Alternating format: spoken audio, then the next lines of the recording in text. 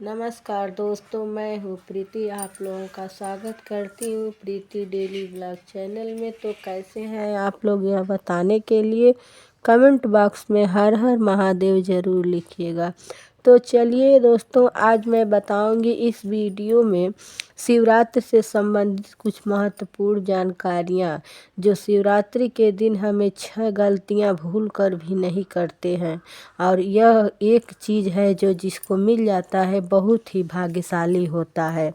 तो इससे संबंधित में कुछ बातें मैं बताऊंगी। तो अगर आपको मेरा चैनल, आप लोगों को मेरी वीडियो पसंद आए तो कृपया चैनल को सब्सक्राइब कर लीजिएगा, बेल आइकन को प्रेस कर लीजिए, जिससे मेरी वीडियो की लोकेशन आप लोगों के पास सबसे पहले पहुंचे। और एक लाइक कर दीजिए, जिससे मुझे बहुत ही प्रेरणा मिलती है। तो चलिए हम इस वीडियो में जान लेते हैं कि 6 गलतियों के बारे में जो हमें नहीं करनी चाहिए।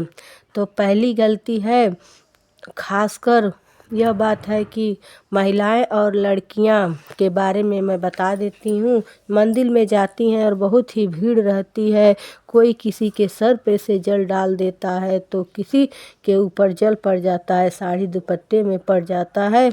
तो गुस्से से आकर वो लड़ाई झगड़ा कर लेते हैं, आपस में लड़ाई झगड़ा करते हैं और नाराज़ हो जाते हैं कि किसी का बात बर्दाश्त नहीं करते हैं। आप लोग आपस में लड़ाई झगड़ा मत कीजिए, इसलिए कि शिवरात्रि के दिन बहुत ही भीड़ रहता है, जल गिर ही जाता है। तो अगर अगरबत्ती कपूर से आपका कपड़ा जल भी जाए तो आप किसी से नाराज़ मत होइएगा और बर्दाश्त कर लीजिए, सह लीजिएगा। जो बर्दाश्त करता है उसकी जीत होती है। ज़्यादातर लड़कियां और महिलाएं आपस में झगड़ने लगती हैं। आप लोग हार मान लीजिएगा, इससे बहुत ही लाभ होता है। आप लोग किसी से लड़ाई झगड़ा मत कीजिएगा।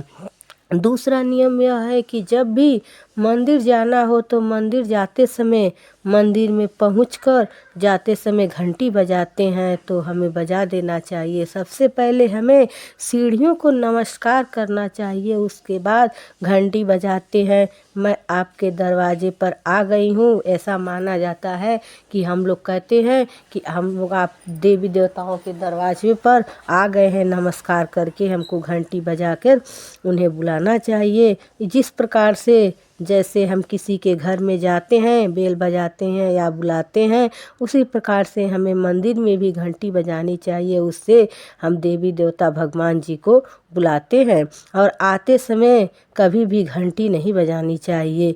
एक बार जाते समय घंटी बजा दीजिए और आने समय घंटी नहीं बजानी चाहिए। हो गया हमारा दूसरा नियम।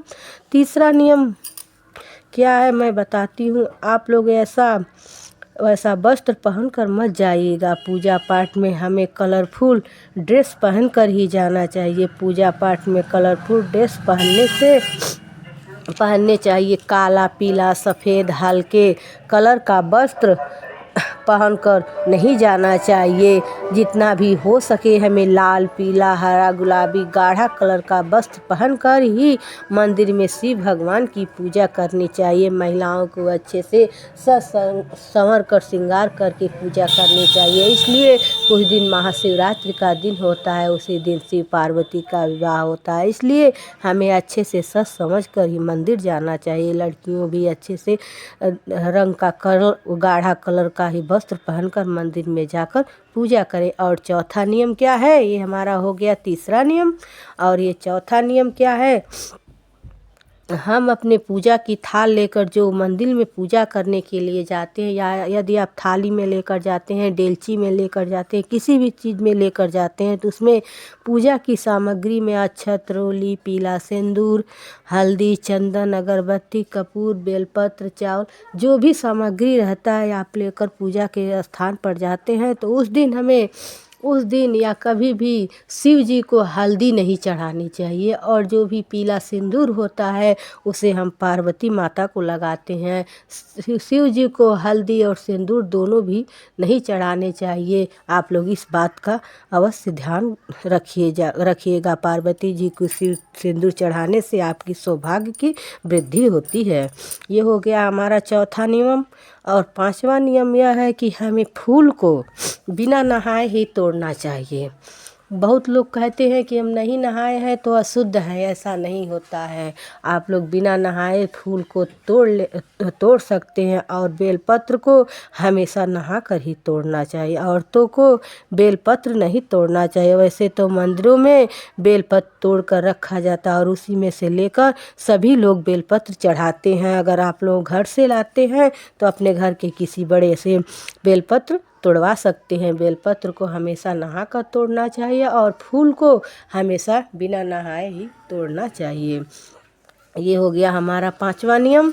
और 6वां नियम है जो शिव का अभिषेक हमें गाय के दूध से ही करना चाहिए। अगर आप लोग गाय का दूध शुद्ध जल से भी अभिषेक कर लीजिएगा, कर सकते हैं। और पैकेट के दूध से आप लोग अभिषेक मत कीजिए, इसलिए कि पैकेट के दूध में गाय का दूध भी रहता है और भैंस का अनजाने में भी हमें अगर आप गाँव में नहीं करनी चाहिए तो गाय का दूध। मैं यह बताने जा रही हूँ कि जो सभी को यह चीज़ मिल जाए तो बहुत ही भाग्यशाली होता है। मैं इसके बारे में भी आप लोगों को एक बात बताने जा रही हूँ। जो सभी को नहीं मिलता है, जो बड़े सौभाग्यशाली लोग होते हैं, उन्हें भी ये चीज़ मिलता है। वो चीज़ क्या है? बेलपत्र।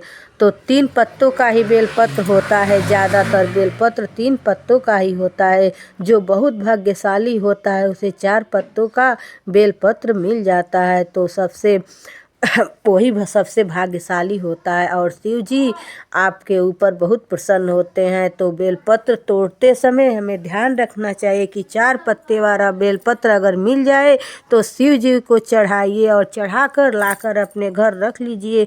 कभी किसी चीज़ की कमी नहीं होगा। आप इस बेलपत्र को घर पे संभाल कर रख लीजिए, बहुत ही लाभ मिलेगा। और मेरी वीडियो देखने के लिए बहुत बहुत धन्यवाद। जहाँ रहिए खुश रहिए, मस्त रहिए। हर हर महादेव।